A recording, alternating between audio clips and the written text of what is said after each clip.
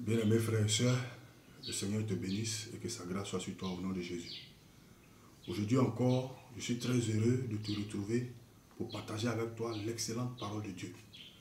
Alors, le thème que nous allons traiter aujourd'hui, c'est « Seigneur, que toute semence d'ivraie dans ma vie soit déracinée. » Seigneur, que toute semence d'ivraie dans ma vie soit déracinée. Et nous allons lire pour cela Matthieu chapitre 13 à partir du verset 24. Dans ce passage, la parole de Dieu nous dit, il leur proposa une autre parabole et dit, le royaume des cieux est semblable à un homme qui a semé une bonne semence dans son champ. Mais pendant que les gens dormaient, son ennemi vint, sema des livrets parmi le blé et s'en alla. Bien-aimés, dans cette parabole que nous venons de lire, la parole de Dieu nous parle d'un champ. Alors, avant tout propos, c'est quoi un champ? Lorsque nous lisons le dictionnaire nous dit que le champ est une étendue de terre propre à la culture. On peut citer par exemple champ de maïs, champ d'anacard, champ d'arachide, etc., etc. Une étendue de terre propre à la culture. Mais il n'y a pas que ça. Le champ peut être défini aussi comme un domaine dans lequel s'exerce une activité. On parle par exemple de champ de tir. Un champ de tir, c'est un endroit où on met une cible et puis des personnes tirent sur la cible. C'est un endroit où on apprend à tirer en fait. Mais cet endroit-là s'appelle un champ de tir. On peut encore définir le champ comme étant une portion de l'organisme sur laquelle porte une opération chirurgicale. Dans ces conditions-là, on parle alors de champ opératoire. C'est la troisième définition. La quatrième définition du mot champ, le champ c'est le fond sur lequel un objet, un motif se détache en relief ou en couleur. Ici, on est dans le domaine des beaux-arts. Donc, dans le domaine des beaux-arts, le champ c'est le fond sur lequel un objet ou un motif se détache en relief ou en couleur. La cinquième définition que nous pouvons avoir du champ, c'est une portion du plateau ou de la scène délimitée par le cadrage. Ça, c'est dans le domaine du cinéma. La sixième définition, c'est que le champ, c'est un ensemble exhaustif des variables et des propositions auxquelles s'applique un quantificateur. Ça, c'est dans le domaine de la logique. Et enfin, en septième position, septième définition, le champ, c'est une portion de l'espace dans laquelle sont compris tous les points visibles dans l'instrument. Ça, c'est dans le domaine de l'optique. Donc, bien aimé, ce que nous devons comprendre, c'est que le champ peut avoir plusieurs définitions. Mais tout dépend du contexte dans lequel il est employé. Ici, ce qui nous intéresse, c'est la première définition. Une portion de terre, une étendue de terre propre à la culture. Et donc, dans ce passage-là, la Bible nous dit qu'un homme a semé une bonne semence dans son champ. Bien aimé, avant de poursuivre, nous devons comprendre que la parole de Dieu, lorsque la parole de Dieu parle de quelque chose, cette chose-là n'est pas physique, mais elle est spirituelle. Le champ dont on parle ici, on parle d'un champ spirituel, puisque la parole de Dieu même est spirituelle. La Bible déclare dans Jean chapitre 4 au verset 24 que Dieu est esprit. Et il faut que ceux qui l'adorent en esprit et en vérité. Alors, si Dieu est esprit, sa parole aussi est une parole esprit. Et pour cela, le Seigneur Jésus nous dit dans Jean chapitre 6 au verset 63, il dit, c'est l'esprit qui vivifie, la chair ne sert de rien.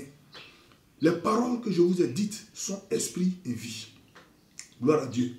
Donc si la parole de Dieu est spirituelle, et que cette parole spirituelle nous parle d'un champ, nous devons comprendre bien entendu que ce champ dont on parle là n'est pas un champ physique, mais il s'agit ici d'un champ spirituel. Voyons maintenant quelle est la définition spirituelle du champ. On a vu sur le plan physique que c'est une étendue de terre propre à la culture. Mais dans le domaine spirituel, le champ c'est quoi? Pour cela, lisons 1 Corinthiens chapitre 3 au verset 9. La Bible nous dit comme ça, car nous sommes ouvriers avec Dieu. Vous êtes le champ de Dieu, l'édifice de Dieu. Ici, Dieu nous donne la révélation spirituelle du champ par la bouche de son serviteur, l'apôtre Paul. Et qu'est-ce que l'apôtre Paul nous dit? Il dit, nous sommes ouvriers avec Dieu. Vous êtes le champ de Dieu. Donc ici, le champ, c'est l'église de Dieu. C'est le corps de Christ. L'apôtre Paul s'adressait aux chrétiens de Corinthe. Et de même que l'apôtre Paul s'adressait aux chrétiens de Corinthe, cette parole aussi s'adresse à toi et à moi. Et donc pour ce faire, si cette parole s'adressait aux chrétiens de Corinthe et que toi et moi, nous sommes en face de cette parole, cela veut dire que toi et moi, nous constituons aussi le champ de Dieu. De même que les chrétiens de Corinthe faisaient partie du champ de Dieu, toi et moi aussi, nous faisons partie du champ de Dieu. Donc le champ, c'est l'église. Le champ, c'est le corps de Christ. Le champ, c'est toute personne qui a donné sa vie au Seigneur, qui est membre du corps de Christ. Toute personne née de nouveau, cette personne-là fait partie de ce qu'on appelle le champ de Dieu. Et nous allons voir quelques passages de la Bible pour étayer ce que nous sommes en train d'affirmer. Lisons pour cela Jérémie chapitre 2 au verset 21. La Bible dit dans Jérémie 2 au verset 21, il dit, je t'avais planté comme une vigne excellente et du meilleur plan. Comment as-tu changé, dégénéré en vigne étrangère?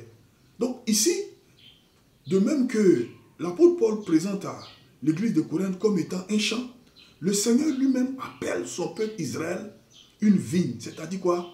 Un champ de production de raisins.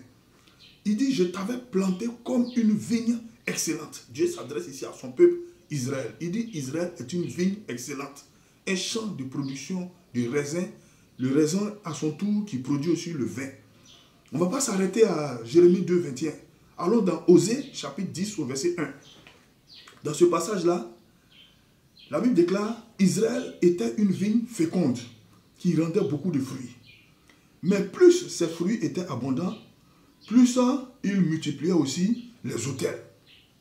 Donc, bien aimé, la Bible déclare que le semeur a semé une bonne semence dans son champ. Nous venons de voir le champ. Mais si le semeur a semé une bonne semence dans son champ, la semence ici c'est quoi? Quelle est la semence que le semeur a semée? Et pour cela, nous allons lire un passage de la Bible. 1 Jean chapitre 4 au verset 4. Il dit, petits enfants, vous êtes de Dieu et vous les avez vaincus parce que celui qui est en vous est plus grand que celui qui est dans le monde. Bien-aimé, toi qui m'écoutes, frère et soeur, tu dois comprendre que la semence ici, ce n'est pas une semence ordinaire, mais la semence ici, c'est la personne même de Dieu. Il dit, vous êtes de Dieu et vous les avez vaincus parce que celui qui est en vous est plus grand que celui qui est dans le monde. Donc tu dois savoir qu'il y a quelqu'un en toi, il y a quelqu'un qui habite en toi, il y a quelqu'un qui demeure en toi. Il dit, celui qui est en vous est plus grand que celui qui est dans le monde. Celui qui est en toi, c'est qui? C'est Christ. Celui qui est en toi, c'est la nature de Dieu. C'est la présence de Dieu. Dieu lui-même demeure en toi. Quand nous lisons Genèse chapitre 1 au verset 26, la Bible nous dit comme ça, faisons l'homme à notre image, selon notre ressemblance, et qu'il domine sur les oiseaux du ciel, sur les animaux des champs, sur les poissons de la mer et sur toute la terre. Donc, bien-aimé, tu as été créé à l'image de Dieu. Mais Dieu ne s'est pas arrêté là. La Bible déclare, l'Éternel souffla en lui un souffle de vie et l'homme devint un être vivant. Le souffle que Dieu a soufflé en toi, quand il t'a créé, c'est ce souffle-là qui est la sémence de Dieu en toi. C'est ce souffle-là qui t'a permis de devenir un être humain. Donc, sur cette base-là, nous pouvons dire que l'homme est un esprit qui a une âme et qui possède un corps. Les gens nous disent que non, l'homme est une âme qui possède un esprit et qui vit dans un corps. Non, l'homme n'est pas d'abord âme. L'homme est d'abord esprit. Car Jean chapitre 4 au verset 24 déclare que Dieu est esprit. Et si le Dieu esprit dit, faisons l'homme à notre image, c'est que l'homme est aussi esprit que celui qui l'a créé. Gloire à Dieu. Donc, frère, la sémence ici, c'est que dans un premier temps, Dieu a déposé en toi sa propre personne, sa propre nature, sa vie est en toi. Alléluia. On va poursuivre la définition de la sémence. Nous sommes en train de voir les caractéristiques de la sémence. La première caractéristique, c'est que la nature de Dieu est en toi. La vie de Dieu est en toi. La présence de Dieu est en toi. Lisons 1 Jean chapitre 3, verset 9. La Bible nous dit, quiconque est né de Dieu ne pratique pas le péché, parce que la sémence de Dieu demeure en lui. Il dit parce que la sémence de Dieu, quand la sémence de Dieu, quand Dieu vient habiter en toi par le Saint-Esprit, le Saint-Esprit te conduit à la nouvelle naissance. Et cette nouvelle naissance-là, ça veut dire quoi? Un changement de vie, un changement de mentalité, un changement de caractère. C'est-à-dire que tu es né dans le royaume de Dieu. Et puisque tu es né dans le royaume de Dieu, la nature divine vient habiter en toi. Et la Bible déclare que cette nature-là te donne de dominer le péché, te donne de vaincre le péché. Toutes les situations qui étaient devant toi et qui te ténaillaient et qui t'empêchaient d'aller de l'avant, par la sémence de Dieu en toi, tu deviens maintenant un vainqueur du péché, un triomphateur face au péché. On va lire encore 1 Jean chapitre 5 au verset 4. On a vu dans 1 Jean 3, 9 que quiconque est né de Dieu ne pratique pas le péché parce que la sémence de Dieu demeure en lui. Mais dans 1 Jean chapitre 4, 1 Jean chapitre 5 au verset 4, la Bible déclare « Parce que tout ce qui est né de Dieu triomphe du monde. Et la victoire qui triomphe du monde, c'est votre foi. » Donc, non seulement la nature de Dieu est en toi, la présence de Dieu est en toi, la vie de Dieu est en toi. Dieu t'a fait naître de nouveau par sa nature qui est en toi. Il t'a conduit à la nouvelle naissance. Et cette nature-là te donne de dominer le péché, de vaincre le péché. Mais Dieu ne s'arrête pas là. Non, par la sémence de Dieu en toi, Dieu te donne la foi. La Bible déclare quoi? Hébreux chapitre 12 au verset 1. Il dit, « Oh, la foi est une ferme assurance des choses qu'on espère, une démonstration de celles qu'on ne voit pas. » Donc, toi qui étais hésitant, toi qui avais des doutes, par la sémence de Dieu en toi, tu deviens un homme aguerri. Tu deviens un homme qui n'a plus peur. La peur ne te dit plus rien parce que tu sais que face à la peur, il y a quelqu'un qui habite en toi, il y a quelqu'un qui demeure en toi, il y a quelqu'un qui vit en toi. Et la présence de cette personne-là en toi te donne une certaine assurance, un certain courage pour affronter n'importe quelle situation. Non pas par ta propre force, mais en t'appuyant sur celui qui vit en toi. Alléluia. Donc la sémence de Dieu te donne la foi. La foi pour triompher du monde. Bien-aimé, c'est ça la sémence de Dieu. Mais au verset 25, qu'est-ce que la Bible nous dit? La Bible déclare, mais pendant que les gens dormaient, son ennemi vint, sema des livrets parmi le blé et s'en alla. Bien-aimé, il y a quelque chose de profond dans ce verset. Pendant que les gens dormaient, son ennemi vint. L'ennemi est venu à un moment précis, à un moment propice, à un moment très très très important. Au moment où les gens sont en train de dormir, au moment où les gens sont fatigués, au moment où les gens se reposent, c'est là que l'ennemi est venu.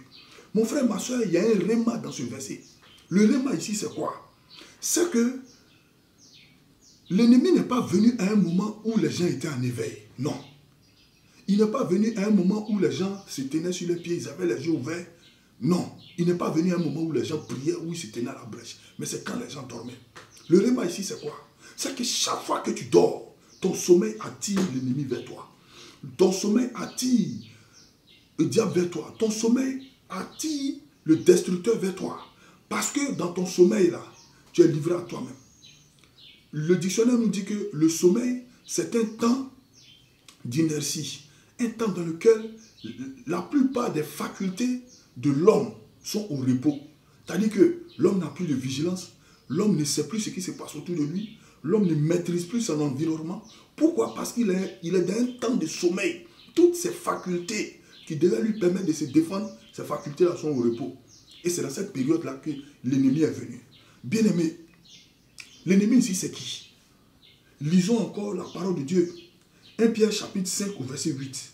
La Bible dit, soyez sobres, veillez, car votre adversaire, le diable, rôde comme un lion rugissant.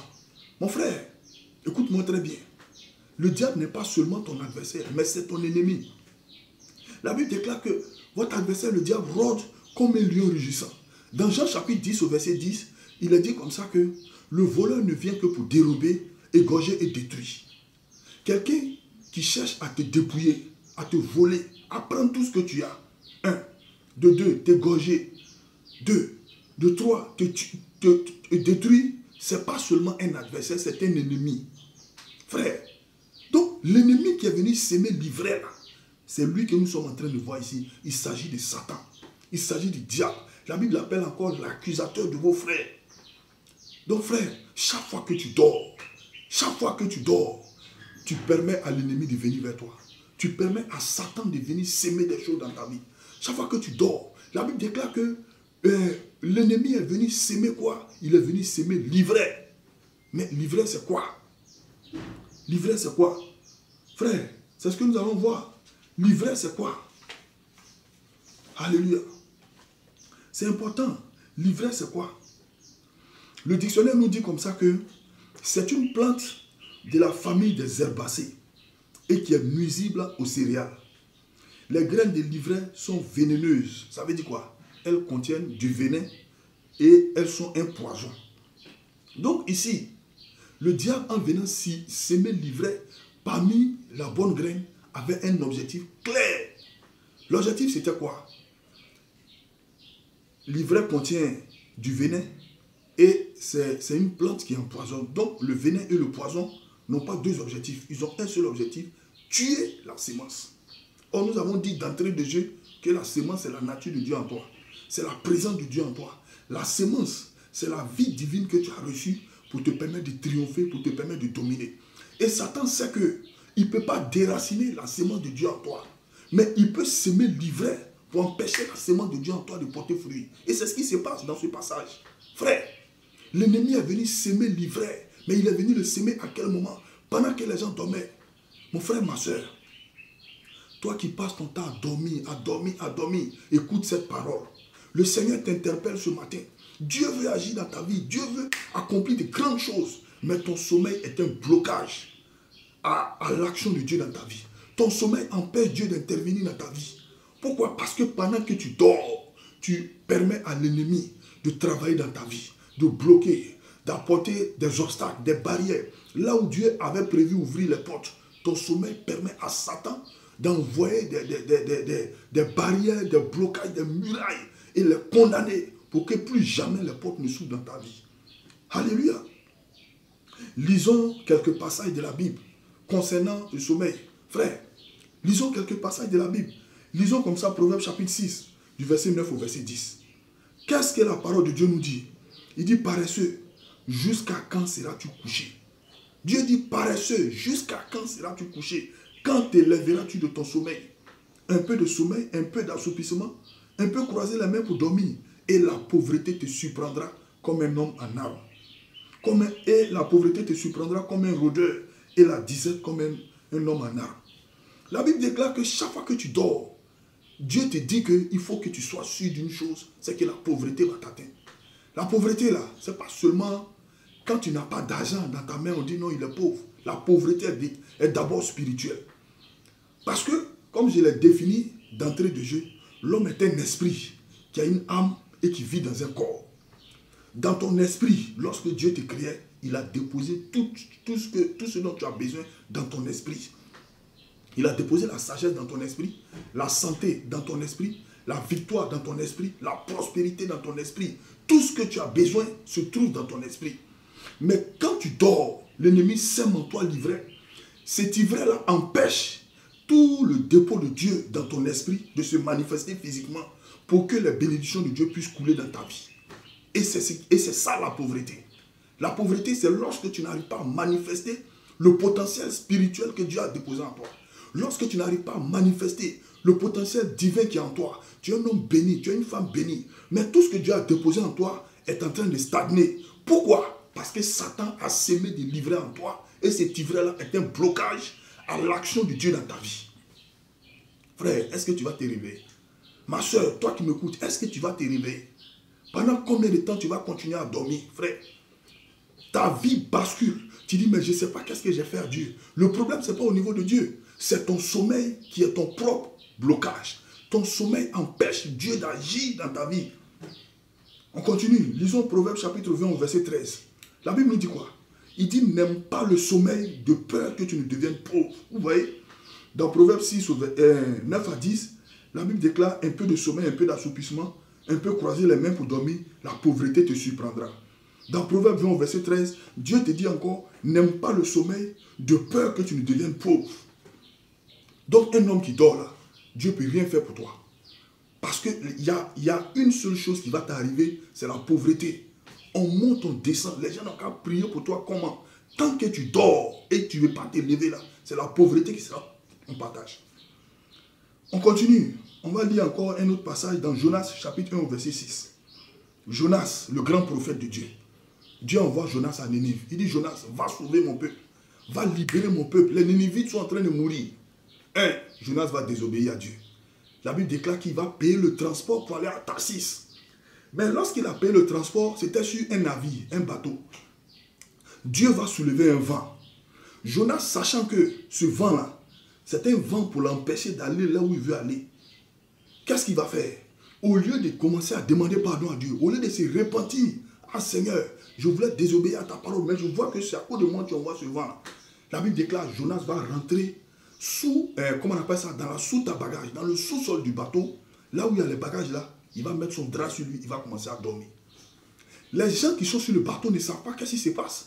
La Bible déclare, chacun a commencé à prier son Dieu. Frère, quand tu lis la Bible, tu vas voir que l'expression Dieu là, on dit chaque personne sur le navire priait son Dieu. Le Dieu dont on parle ici, c'est écrit D minuscule. Ça veut dire quoi? Chacun priait son idole, son faux Dieu.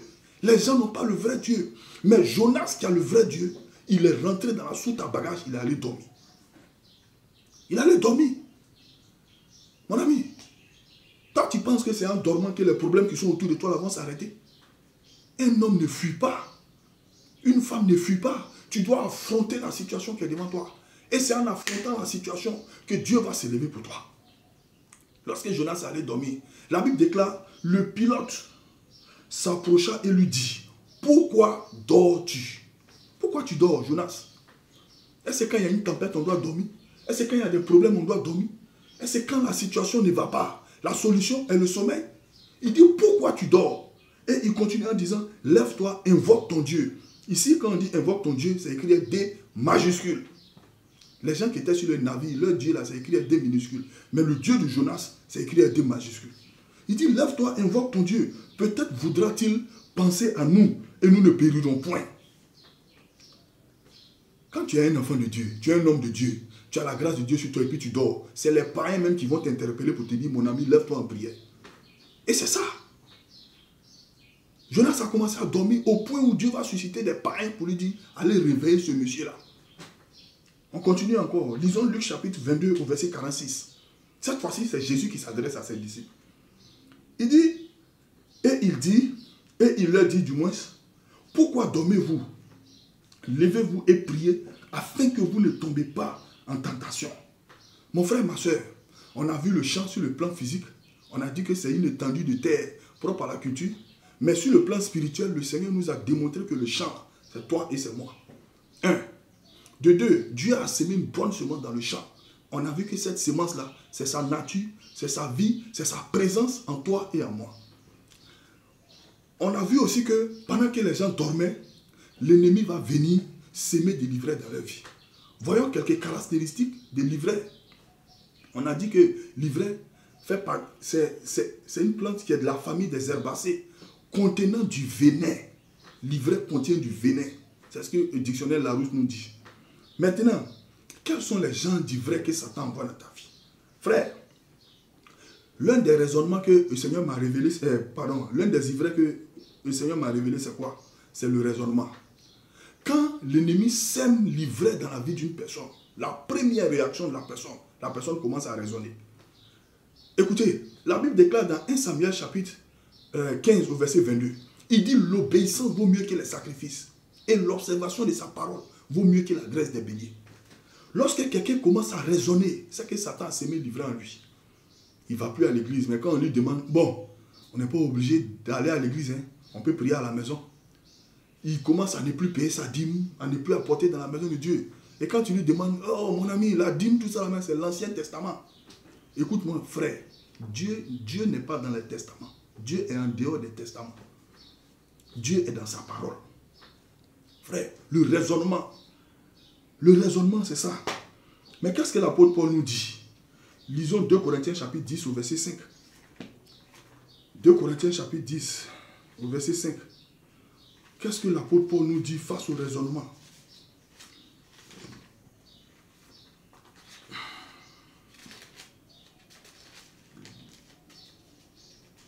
« 2 Corinthiens chapitre 10 au verset 5. Il dit, nous renversons les raisonnements et toute hauteur qui s'élève contre la connaissance de Dieu et nous emmenons toute pensée captive à l'obéissance de Christ. Nous renversons les raisonnements. Frère, Toi qui es en train de raisonner, l'ennemi a semé le raisonnement en toi. Parce qu'il sait que le raisonnement va t'empêcher d'obéir à Dieu. Quand Dieu te dit, lève-toi ma fille, lève-toi mon fils et mets-toi en prière. Non, je suis trop fatigué, Seigneur, j'ai trop travaillé. Demain. Le lendemain, quand le Seigneur te dit, lève-toi, prie. Non, Seigneur, après demain. Non, Seigneur, le jour d'après. Tout ce que le Seigneur te dit là, tu reportes ça. C'est que l'ennemi a semé l'ivraie en toi. Il n'y a rien à faire. Parce qu'un enfant de Dieu dans la vie duquel il n'y a pas d'ivraie, dès que le Seigneur lui parle, dès qu'il obéit. Mais quand tu commences à raisonner, Dieu te dit fais ça, tu raisonnes. Dieu te dit va évangéliser, tu raisonnes. Dieu te dit lève-toi en prière, tu raisonnes. Prends un temps de jeûne, tu raisonnes. C'est que Satan a semé l'ivraie en toi. On continue. On est en train de voir les caractéristiques de l'ivraie. Alléluia. On est en train de voir les caractéristiques de l'ivraie, frère. L'autre ivraie que Satan sème dans la vie des gens, en dehors des raisonnements, c'est quoi? C'est la mort spirituelle, l'assoupissement spirituel. L'assouplissement spirituel, c'est quoi? C'est lorsque quelqu'un, écoutez-moi bien, il peut s'asseoir devant la télévision, il peut être sur les réseaux, WhatsApp, Snapchat, TikTok, pendant des heures et des heures. Ça ne lui dit rien.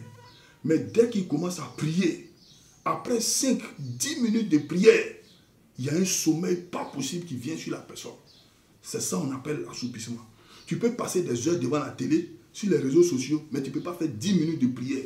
Satan a semé l'ivraie dans ta vie. Ah ouais, c'est comme ça. Pourquoi tu n'arrives pas à prier 10 minutes, mais tu peux faire des heures et des heures sur les réseaux sociaux? Satan a semé l'ivraie en toi. Écoutez-moi. Lorsque quelqu'un vient sur la terre, quand tu es né là, avant même que tu ne naisses, Dieu a préparé ce que tu dois accomplir sur la terre. Et cette chose, cette mission que tu dois accomplir sur la terre, là, c'est ce qu'on appelle la destinée. C'est-à-dire, tu es venu sur la terre là, en mission, tu es venu pour un but spécifique.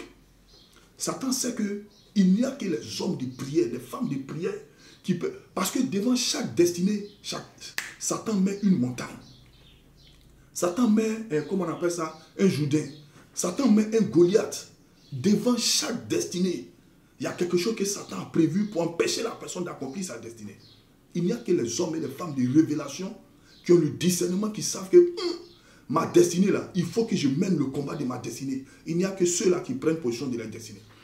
Parce que la montagne qui est devant ta destinée là, derrière cette montagne, se cachent toutes les bénédictions dont tu as besoin. Mais c'est par la foi que tu dois te lever pour déplacer ta montagne. Ce n'est pas quelqu'un qui doit prier pour toi. Tu dois mener ton propre combat. Voilà pourquoi le Seigneur Jésus a dit, si tu as la foi comme un grain de sénévé, tu vas dire à la montagne de se déplacer. La montagne dont tu parles, ce n'est pas une montagne physique.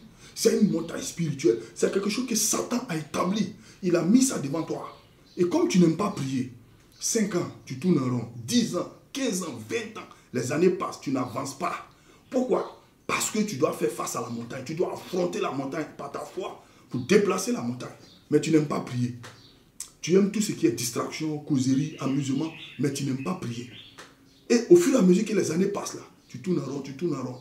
En ce moment, Dieu attend que tu accomplisses ta destinée. C'est ça. Satan t'emmène à faire autre chose que l'essentiel que tu dois faire pour accomplir ta destinée. Et tu es là, tu tournes en rond. C'est de ça que la parole de Dieu te parle ce matin. Est-ce que vous voyez?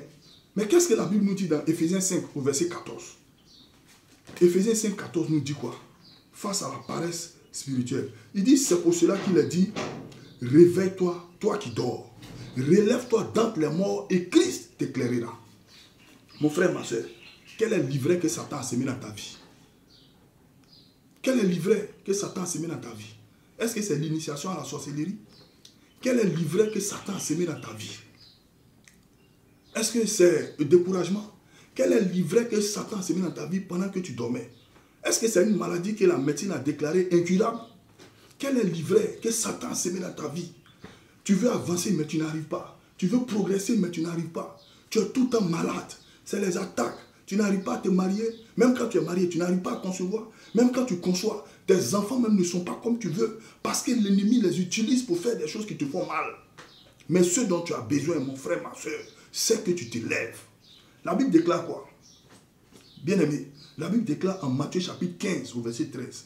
Il dit, toute plante que mon Père n'a pas plantée sera déracinée et jetée au feu. Toi qui m'écoutes, j'ai une bonne nouvelle pour toi. C'est vrai, dans ton temps de sommeil, dans ton temps où tu dormais, l'ennemi a profité, semé l'ivraie dans ta vie.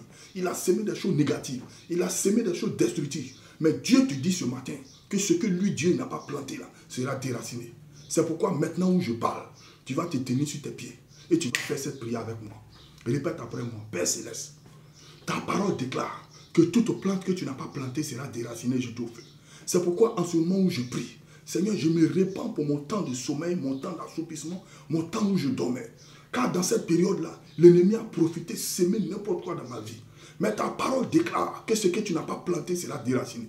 Je prie à l'instant, oh mon Dieu, que toute semence de mort, toute semence satanique, toute semence des ténèbres qui ont été déposées dans ma vie et qui m'empêchent de voir ta gloire soit déracinée au nom de Jésus. Ta parole déclare que tout ce que tu n'as pas planté sera déraciné. Que toute semence de la sorcellerie, tout dépôt satanique dans ma vie, toute transaction spirituelle soit annulée, soit annulée, soit annulée, soit annulée, soit annulée. Commence à prier, commence à prier, commence à prier, commence à prier, commence à prier. Commence à déraciner les semences de l'ennemi dans ta vie, les semences sataniques, les semences macabres, les semences de mort, tout ce que l'ennemi a semé en toi. Commence à prier, commence à prier, commence à prier. Au nom de Jésus-Christ de Nazareth. Au nom de Jésus-Christ de Nazareth. Merci Seigneur, merci Seigneur, merci Seigneur. Reçois ta libération, reçois ta délivrance. Au nom de Jésus-Christ de Nazareth que j'ai prié. Amen.